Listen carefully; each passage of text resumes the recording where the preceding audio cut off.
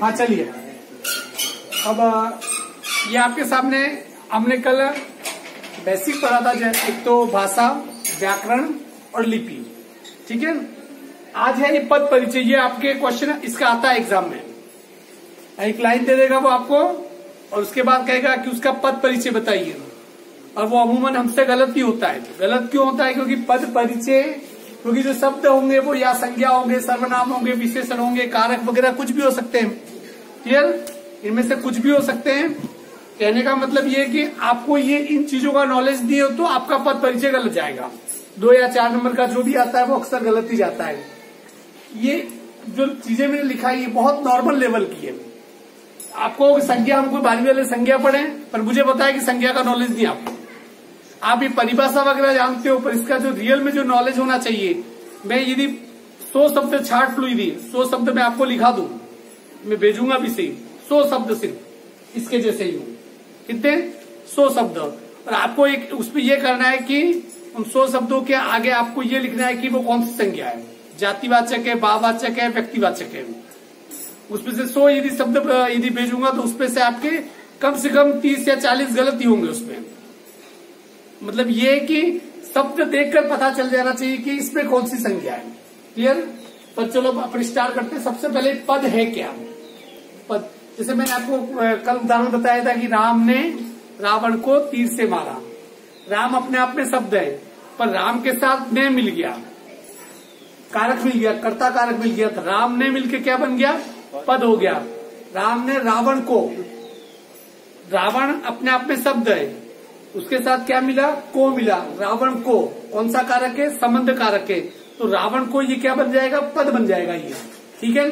फिर उसके बाद पदों से क्या बनते हैं? वाक्य बनते हैं। जब व्याकरण के नियमों के अनुसार शब्दों को वाक्यों में प्रयोग की योग्यता प्रदान की जाती है। अब जैसे ये काके की ने लगा रहे, इनका यू देखा जाए तो ने कोई मतलब ही नहीं, अकेले ने का कोई मतलब होता है क्या?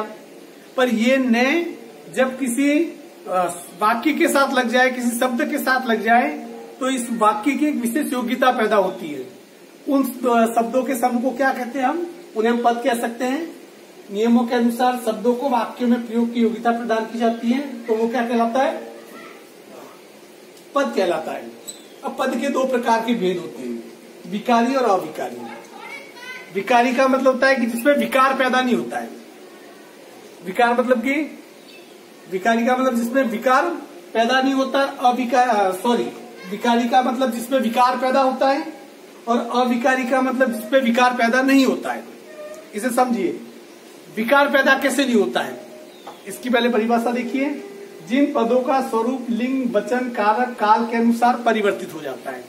कुछ ऐसे शब्द जो वचन के हिसाब से, मतलब एक वचन बहुवचन के हिसाब से, दूसरी तरफ जैसे कि बच्चा, ठीक है ना, एक शब्द है बच्चा।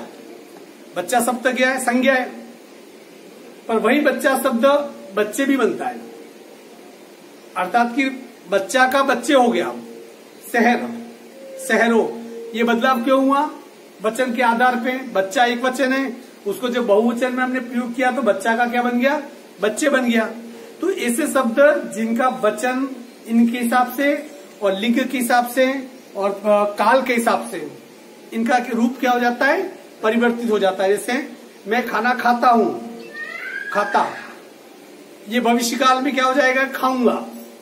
तो उनके रूप क्या हो जाते हैं? बदल जाते हैं। ये रूप किस किस के बदलते हैं? संज्ञा के, सर्वनाम के, विशेषण के, क्रिया के। अब संज्ञा के यूं नहीं कि राजू का राजिया बनता है कि बनता है?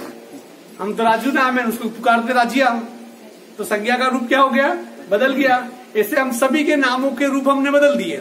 इस मामले में तो हम बड़े कलाकार लोग हैं। तो संज्ञा, सर्वनाम, विशेषण, क्रिया, ये ऐसी चीजें हैं, ऐसी अवधारणा है, या ऐसे इनके सभी के नाम वगैरह जो कि संज्ञा है, सर्वनाम है, विशेषण है, इनके रूप क्या हो जाते हैं? परिवर्तित हो जाते हैं। उनको उसको हमने लिखा है विकारी पदों में। दूसरा है अविकारी पद, जिनके रूप नहीं बदलते हैं। जो पद लिंग, वचन, कारक के प्रयोग से अविभाजित होता है।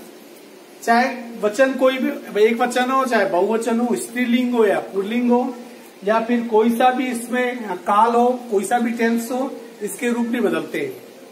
जैसे कि कोई ओ, वो प्रथम श्रेणी से पास हो गया, ओ वो फेल हो गया, वो ओहो शब्द है, वो किसी भी कंडीशन में ओ हमेशा ओ ही रहेगा, वो कभी भी नहीं बदल सकता है।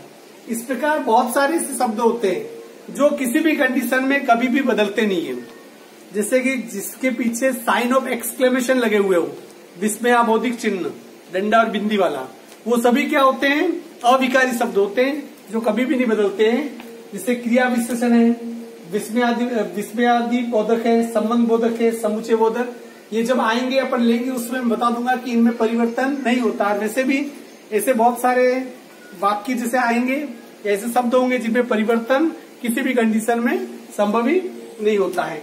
अब जैसे देखिए विकारी पद में इनका शॉर्ट रूप में समझाना बहुत जरूरी है, क्योंकि संज्ञा, सर्वनाम, विशेषण, कारक वगैरह इनके बाद पद परिचय आ जाएगा। इनका नॉलेज नहीं होगा तो वहां पर आपको कुछ नहीं आएगा, क्योंकि जैसे एक वाक्य दे देगा, दो शब्दों के नीचे अंडरलाइन दे देगा, कहेगा कि इसका पद परिचय लिखिए। पद परिचय का मतलब उस वाक्य की, उस शब्द की उस वाक्य में औकात क्या है, ये क्या है, स्त्रीलिंग है या पुल्लिंग है, एक वचन है, बहुवचन है, कारक है या कर्ता है या क्रिया है तो क्रिया का कौन सा रूप है, ये सभी किसमें लिखना पड़ेगा आपको? पद परिचय में। अब देखिए सबसे पहले संज्ञा की परिभाषा आप अच्छी तरह जानते हो। हमारे लिए ग्रामर संज्ञा सर्वनाम के आगे कभी गई नहीं आज तक, और सर्वनाम का भी, संज्ञा का थोड़ा बहुत नॉलेज होगा, अभी सर्वनाम वगैरह का तो नॉलेज आज भी तुम लोगों को नहीं है, ये अपन कल जब पढ़ेंगे तो पता चल जाएगा। संज्ञा किसे कहते हैं? परिभाषा, किसी प्राणी, वस्तु, स्थान, गुण, भाव आदि के नाम को क्या कहते हैं? संज्ञा।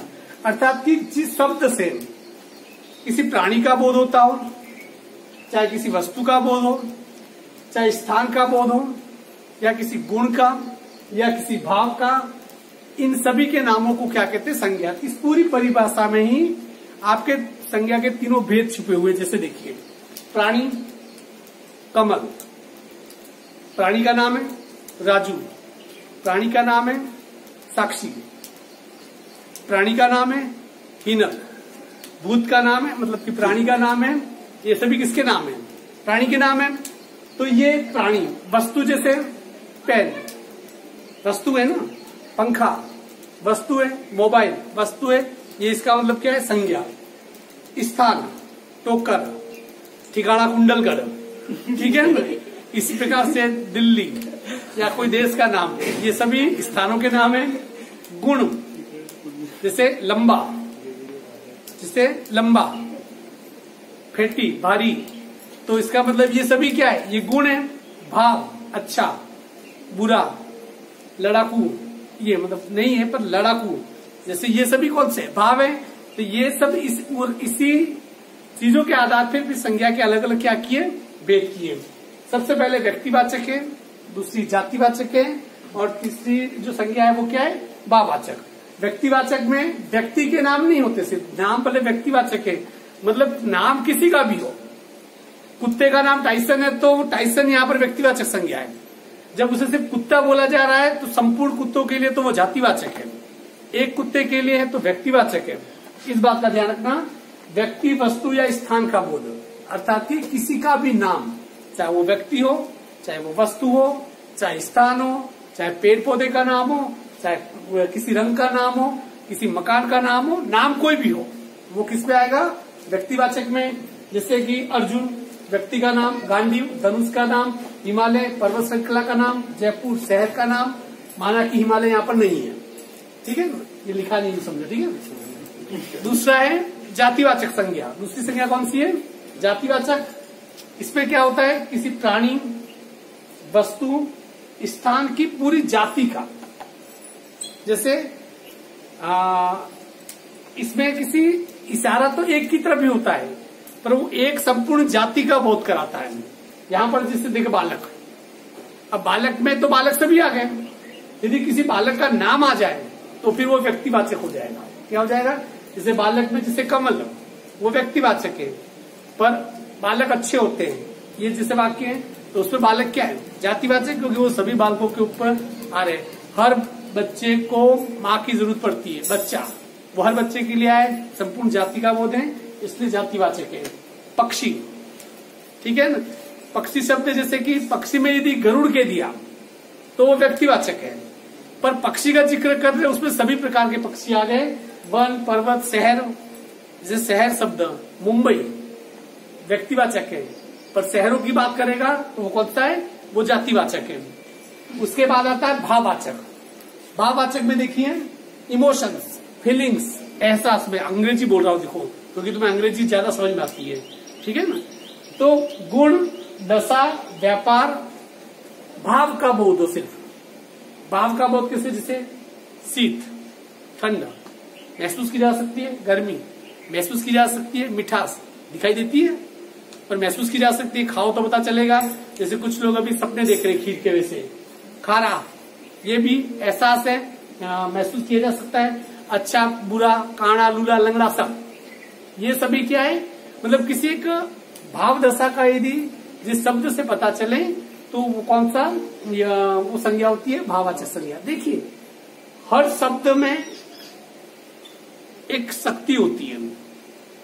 आप सोचिए थोड़ी देर के लिए, यदि मैं यहां पर कहूं पानी, तो पानी का मतलब कि जैसे मैंने पानी का, आपका दिमाग एक पिज्जा एक अर्थ निकालेगा, लिक्विड जो पीने के काम आता है, नहाने के काम आता है, आपका दिमाग यही अर्थ निकालेगा, क्योंकि हमने उस पानी शब्द की वो शक्ति है जिसे कि हमने उस अर्थ से जोड़ लिया। यही पानी शब्द जाके मैं इंग्लैंड में कहूं तो अगले इंग्लैंड का कोई व्यक्ति होगा तो उसके मन में कोई भाव पैदा नहीं होगा। क्यों? क्योंकि वो जानता ही नहीं है। तो किसी भी शब्द के अंदर ये जो शक्ति होती है उसका अर्थ का बोध कराने की, वो भी टॉपिक तुम्हारे आएगा। उससे क्या कहते हैं, शब्द शक्ति कहते हैं। और इन्हीं सभी के साथ भी वही शक्ति क्या होती है, जुड़ी हुई होती है। तो ये कौन सा टॉपिक हो गया? हाँ, हमने इसका थोड़ा बहुत ये पढ़ा और आज का टॉपिक पढ़ा हमने संज्ञा पूरा पढ़ लिया। अब तुमको तो मैं अगला सर्वनाम भी पढ़ा दूं, बोलो।